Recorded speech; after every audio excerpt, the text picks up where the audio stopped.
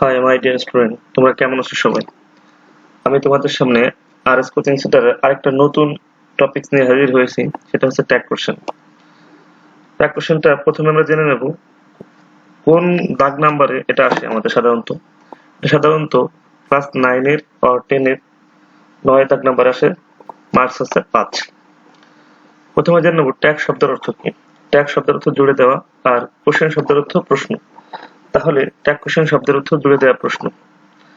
একটা বাক্যের শেষে কাকে বলে এটা? একটা বাক্যের শেষে অন্য একটা বাক্য জুড়ে দেওয়াকে ট্যাগ কোশ্চেন বলে। ট্যাগ কোশ্চেন একটা শর্ত আছে। শর্ত হলো বাক্যটা যদি হ্যাবোধক হয় তাহলে পরের বাক্য নাবোধক হবে, আর নাবোধক হলে পরের বাক্যটা হ্যাবোধক হবে। কয়টা ভাবে বা কত ভাবে ট্যাগ কোশ্চেন গুলো সাধারণত করা যায়? 5টা ভাবে। নাম্বার 1, অক্সিলারি ভার্ব দ্বারা, অক্সিলারি ভার্ব ছাড়া, এভরি প্লাস নাউন দ্বারা, নো প্লাস নাউন দ্বারা, নান দ্বারা, আর ইম্পারেটিভ সেন্টেন্স। এই 5 ভাবে সাধারণত ট্যাগ কোশ্চেন গুলো করা যেতে পারে। ট্যাগ কোশ্চেন করতে প্রথমে আমাকে জেনে নিতে হবে অক্সিলারি ভার্বের সংক্ষিপ্ত রূপগুলো। অক্সিলারি ভার্বের প্রতিটা অক্সিলারি ভার্বের শেষে এন, টি যোগ করলে সে বাক্যগুলো সাধারণত হ্যাবোধক থেকে নাবোধক হয়। আমি আবার বলি, যদি কখনো কোনো অক্সিলারি ভার্বকে হ্যাবোধক থেকে নাবোধক করতে হয় তাহলে তার শেষে এন, টি যোগ করলে সে হ্যাবোধক থেকে নাবোধক হয়। তবে কিছু ব্যতিক্রম আছে। ব্যতিক্রমের মধ্যে যেমন am থাকলে সেটা হয় aren't, can থাকলে can't, shall থাকলে shan't, will থাকলে won't, আর use থাকলে usn't হতে পারে, didn't হতে পারে। এছাড়া যতগুলো অক্সিলারি ভার্ব আছে প্রতিটা অক্সিলারির শেষে n, t যোগ করলে সে হ্যাবোধক থেকে নাবোধক হয়।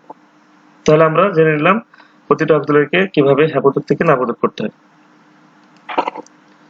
চলো এবার আমরা দেখি কিভাবে অক্সিলারি ভার্ব যুক্ত বাক্যকে ট্যাগ কোশ্চেন করতে হয়। প্রথমে আমরা জেনে নেব অক্সিলারি ভার্ব থাকলে সেই বাক্যকে সাধারণত কিভাবে ট্যাগ কোশ্চেন করতে হবে। গঠন: প্রদত্ত যে বাক্য দেওয়া থাকবে আমাকে সেই বাক্যটা লিখতে হবে। লেখার পরে কমা, তারপরে অক্সিলারি ভার্বের সংক্ষিপ্ত রূপ প্লাস সাবজেক্ট যা থাকবে তার, নাউন থাকলে তার প্রোনাউন এবং প্রশ্নবোধক চিহ্ন। Suppose he is going to school, isn't he. এখানে অক্সিলারি ভার্ব আছে,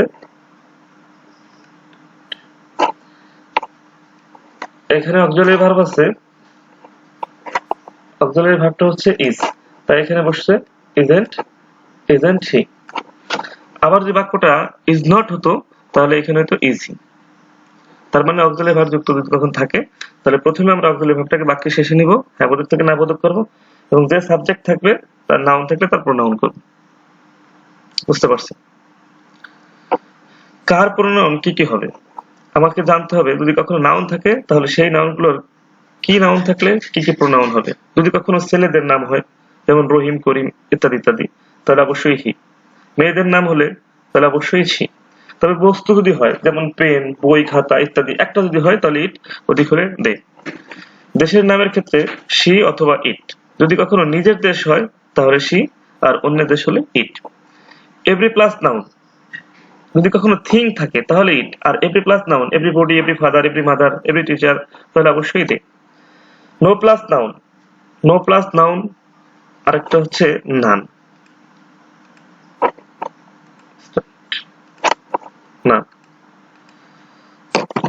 নাম থাকলে ও তার প্রোনাউনটা দে হয়। যদি কখনো কোনো সময় নাম থাকে তাহলে তার প্রোনাউনটা দে হবে। ওকে। যদি কখনো ইতর প্রাণী হয় যেমন ছোট ছেলে, ছোট বাচ্চা ইত্যাদি, তাদের কোনো বিবেক নেই তাহলে তাদের পরিবর্তে অবশ্যই ইট হয়। সাধারণত বেবি টেবি এগুলা বেবি।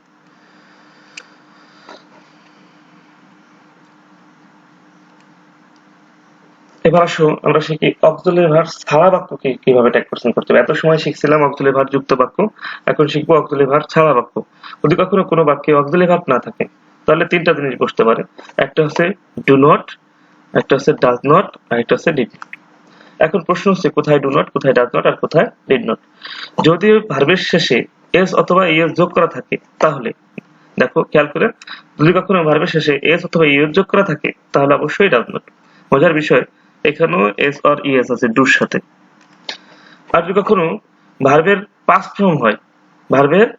ফর্ম হয় তাহলে অবশ্যই ডিড নট। এখানে ডু নট আছে, ডু নটের পাস্ট ফর্ম ডিড নট।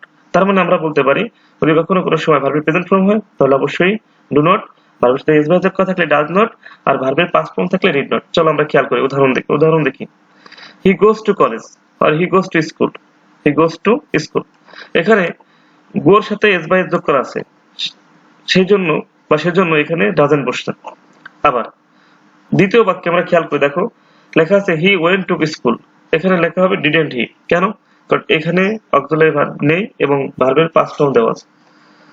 তৃতীয় বাক্যে আই গো টু স্কুল, এখানে কোনো এস বাই এসও নাই, ভার্বের পাস্ট ফর্মও নাই, তাহলে এখানে হবে ডোন্ট আই।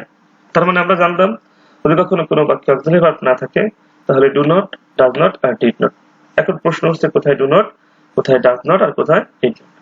যদি কখনো ভার্বের সাথে এস বাই যোগ করা থাকে তাহলে ডাজ নট, ভার্বের পাস্ট ফর্ম থাকলে ডিড নট, আর বাকি সকল স্থানে ডু নট বসে।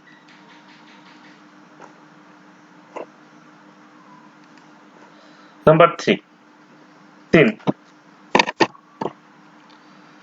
এভরি প্লাস নাউন যদি এমন জাতীয় কোনো বাক্য হয় তাহলে সাধারণত সেই বাক্যকে আমরা কিভাবে ট্যাগ কোশ্চেন করব। প্রদত্ত যে বাক্য থাকবে সেই একই নিয়ম, বাক্য পরে দিতে হবে কমা প্লাস ডু নট অথবা ডাজ নট, ডু নট অথবা ডিড নট এবং প্লাস দে, কারণ এভরি প্রোনাউনটা সবসময় দে হয়, কিন্তু এভরিথিং থাকলে ইট হয়। যদি ভার্বের সাথে এস বাই যোগ করা থাকে তাহলে ডোন্ট দে। আমরা মজার বিষয় বলতে পারি যদি কখনো কোথায় ডু নট হবে, কোথায় ডিড নট হবে।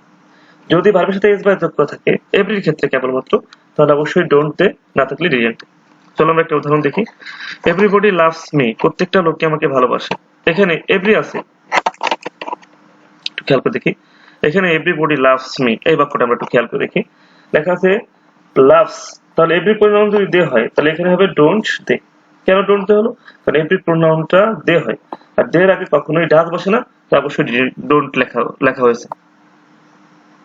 আচ্ছা, দ্বিতীয় বাক্যে এভরিবডি লাভড মি, এখানে ভার্বের পাস্ট ফর্ম আছে। আমরা বলছিলাম যে কখনো ভার্বের সাথে এস বাই যোগ করা থাকে তাহলে ডোন্ট দে, না থাকলে ডিডেন্ট দে। তাহলে এখানে যেহেতু এস বাই যোগ করা নাই তাহলে অবশ্যই ডিডেন্ট দে।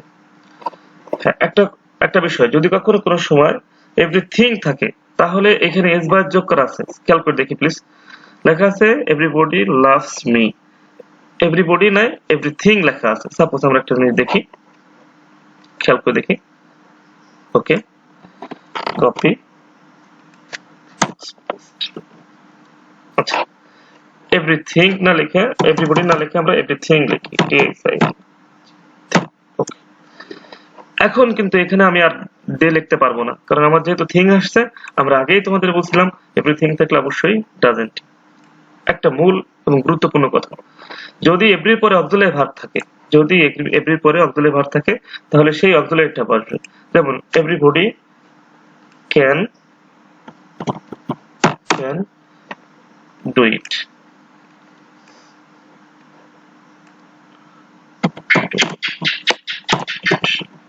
আচ্ছা, তাহলে এখানে বসবে ডাজেন্ট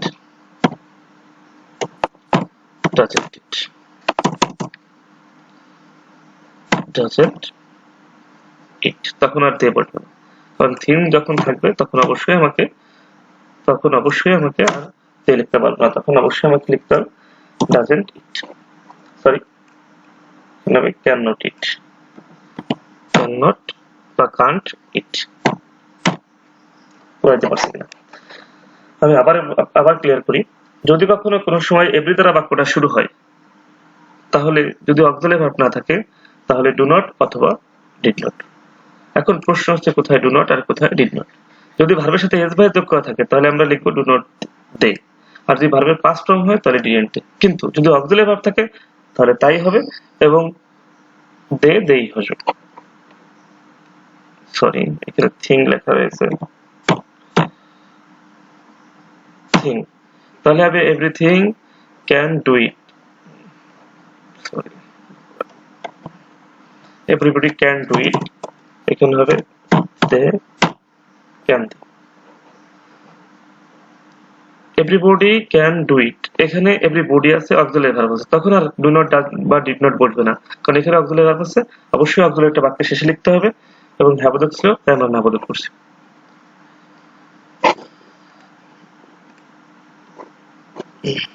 দেখো আমরা 4 নম্বর স্ট্রাকচার, 4 নম্বর গঠনে চলে আসি। 3 করছি 4। চারটাকে কিভাবে। যদি কখনো কোনো সময় নো প্লাস নাউন অথবা নাউন দ্বারা কোনো বাক্য শুরু হয় তাহলে অবশ্যই ট্যাগ কোশ্চেন কিভাবে করতে হবে। আগের সেই নিয়মের মতোই প্রদত্ত বাক্য যা থাকবে আমরা তাই লিখবো প্লাস কমা, এবার ডু দে অথবা ডিড, এক সেম নিয়ম। আগে আমাদের পূর্বের যে এফডি ছিল তখন আমরা লিখলাম ডু নট, কারণ বাক্যটা ছিল হ্যাঁ বোধক, আমরা অবশ্যই না বোধক লিখছিলাম। আর এটা যেহেতু না বোধক আমরা অবশ্যই বাক্যটা হ্যাঁ বোধক লিখতে হবে, কারণ ট্যাগ কোশ্চেন আমরা আগেই খেয়াল করছিলাম ট্যাগ কোশ্চেন একটা শর্ত আছে যে বাক্যটা যদি কখনো কোনো সময় হ্যাঁ বোধক হয় তাহলে অবশ্যই আমাকে কিন্তু না বোধক করতে হবে।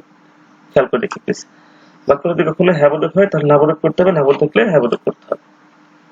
তাহলে এবার নো প্লাস নাউন, এটা নো প্লাস নাউন অর্থাৎ নোটা অবশ্যই নেগেটিভ। যখন নোটা নেগেটিভ তখন তাহলে অবশ্যই আমরা করতে পারবো না, ডু নট করতে পারবো না, তখন আমাকে লিখতে হবে ডু দে অথবা ডিড দে। এখন প্রশ্ন হচ্ছে কোথায় ডু দে আর কোথায় ডিড। যদি কখনো ভার্বের সাথে এস বাই যোগ করা থাকে তাহলে ডু দে, না থাকলে ডিড। এখন যদি এক্ষেত্রেও যদি কখনো অক্সিলারি ভার্ব থাকে, suppose none can do it, এখানে খেয়াল করে দেখো প্লিজ, এখানে কিন্তু অক্সিলারি ভার্ব আছে, অক্সিলারি ভার্বটা আছে ক্যান, তাহলে ক্যান থাকলে আর পরবর্তী বাক্যে আমি আর ক্যান ও ডু নট বা ডু বা ডিড লিখতে পারবো না, আমাকে অবশ্যই খেয়াল করতে হবে এখানে অক্সিলারি ভার্ব আছে। যেহেতু অক্সিলারি ভার্ব আছে তাহলে অবশ্যই আমাকে লিখতে হবে ক্যান। ও একটা মজার বিষয়, এখানে আমি ডাবল এন কেন দিলাম না, কারণ যেহেতু আমরা ক্যানের সাথে একটা এন যোগ করা আছে তাহলে আমাদের অ্যাপোস্ট্রোফ শুধু টি দিলে দ্যাটস এনাফ, আর দরকার নেই। ওকে, দেখো একটা উদাহরণ দেখি, নোবডি লাভস মি, এখানে অবশ্যই কিন্তু নোবডি আছে এবং এস বাই যোগ করা আছে। আমরা বলছিলাম যদি এস বাই নোবডি যুক্ত বা এভরি যুক্ত বাক্যে কখনো এস বাই যোগ করা থাকে তাহলে ডু বা ডু নট। এখন যেহেতু বাক্যটা না বোধক নোবডি তাহলে অবশ্যই কি ডু দে, আর যেহেতু ভার্বটা এভরিবডি হতো তাহলে অবশ্যই লিখতাম do not they. Last one, imperative বাক্য। ইম্পারেটিভ বাক্যগুলো আমরা কিভাবে ট্যাগ কোশ্চেন করতে পারি। প্রথমে আমাকে জেনে নিতে হবে ইম্পারেটিভ বাক্যটা কি। অর্থাৎ ইম্পারেটিভ বাক্যে কখনো কোনো সময় সাবজেক্ট থাকে না, তারা সবসময় মূল ভাব দ্বারা শুরু হয়। আমরা বলতে পারি ডু নট দ্বারা শুরু হয় অথবা নেভার দ্বারা শুরু হয়, প্লিজ দ্বারা শুরু হয় অথবা কাইন্ডলি দ্বারা শুরু হয়, মূল ভাব দ্বারা শুরু হয়। শুধু লেট, অর্থাৎ লেট আসও থাকবে না এবং লেটসও থাকবে না, শুধু লেট থাকতে পারে, যেমন লেট মি গো, তাহলে এখানে মি ছিল।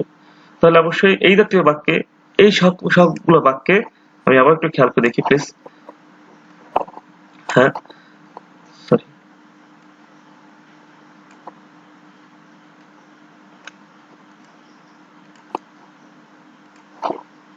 হ্যাঁ ওকে, হ্যাঁ ইম্পারেটিভ বাক্য।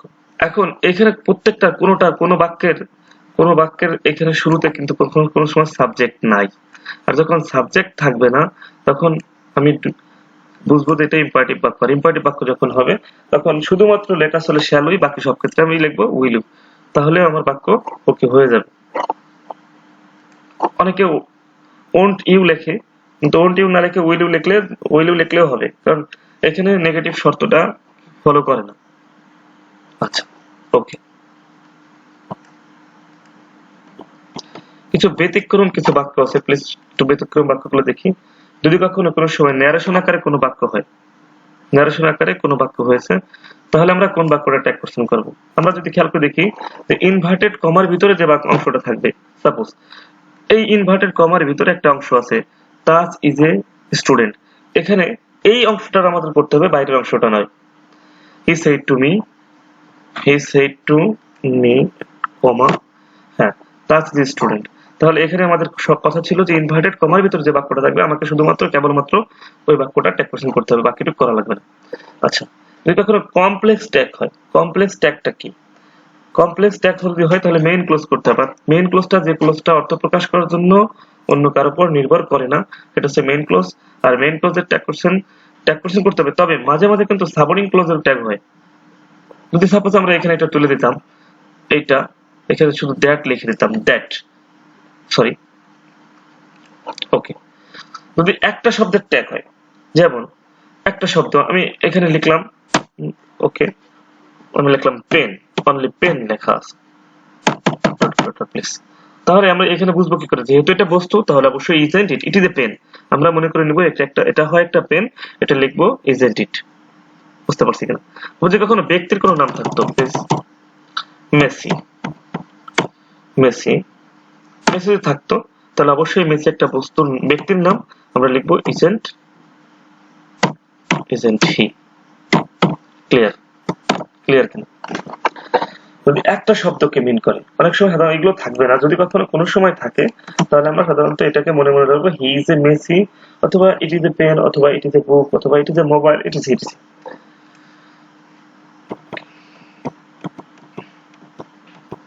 আচ্ছা, কিছু কিছু ব্যতিক্রম কিছু বাক্য আছে, যেমন হ্যাপি বার্থডে, থ্যাংক ইউ, এই বাক্যগুলোর হবে don't I. Don't I can? কারণ হ্যাপি বার্থডে আমিই বলি হ্যাপি বার্থডে, অন্য কেউ বলে না, যার প্রেক্ষাপটে এখানে হবে আই। একটা বাক্য খেয়াল করে দেখো প্লিজ, লেখা আছে দা মাদার রোজ ইন হার। এখানে এখানে কিন্তু কোনো অক্সিলারি ভার্ব নেই, যেহেতু রাইজ এর পাস্ট ফর্ম রোজ, তাহলে অবশ্যই ডিডেন্ট। অবশ্যই আমি আবার একটু খেয়াল করে দেখাই তোমাদের, অক্সিলারি ভার্ব যখন থাকে না তখন আমরা সেই বাক্যগুলোকে কিভাবে করি, যে যদি কখনো অক্সিলারি ভার্ব না থাকে, ভার্বের তেজ বা যোগ থাকলে ডাজন্ট লিখি, আর ভার্বের পাস্ট ফর্ম থাকলে ডিডেন্ট। তদ্রূপ খেয়াল করে একটু দেখো, এখানে কিন্তু ভার্বের পাস্ট ফর্ম অবশ্যই আছে, তাহলে আমরা লিখবো কি ডিডেন্ট। যেহেতু মাদার মা, অবশ্যই সে হওয়া উচিত, কিন্তু যেহেতু মা তার ভিতরে জেগে উঠছে, কিন্তু একজন মানুষ একজনের ভিতরে কখনোই জেগে উঠতে পারে না, যার প্রেক্ষাপটে তার ভিতরে কি জেগে উঠতে পারে, তার ভালোবাসা, তার রাগ, তার ক্ষোভ, অবশ্যই বস্তু, যার প্রেক্ষাপটে অবশ্যই হয়েছে পারছি। একটা বাক্য লাস্ট, অনেকটা বাক্য দেখা আছে he has to come here, তাকে এখানে আসতেই হবে। এখানে কারো কারো ব্যতিক্রম একটা মতবাদ আছে যে হ্যাজ থাকলে হ্যাজেন্ট হবে অথবা ডাজেন্ট হবে। কোন কোন বইতে হ্যাজেন্ট লিখেছে, কোন কোন বইতে ডাজেন্ট লিখেছে, তবে আমার সাজেস্ট পরামর্শ হবে সবসময় হ্যাজেন্ট লেখাটা ভালো, কারণ আমরা যেহেতু লেখার সময় ব্রিটিশকে ফলো করি, আমাদের অবশ্যই হ্যাজেন্ট লেখাটা ভালো, ডাজেন্ট না লিখে। ওকে, ধন্যবাদ সবাইকে, ভালো থাকবা। যদি আমার ভিডিওটা কারো ভালো লাগে, প্লিজ অন্য বাচ্চাদের বা অন্য স্টুডেন্টকে শেয়ার করো, যাতে যদি তার কোনো সময় তার একটু উপকার হয় প্লিজ। জি, আসসালামু আলাইকুম।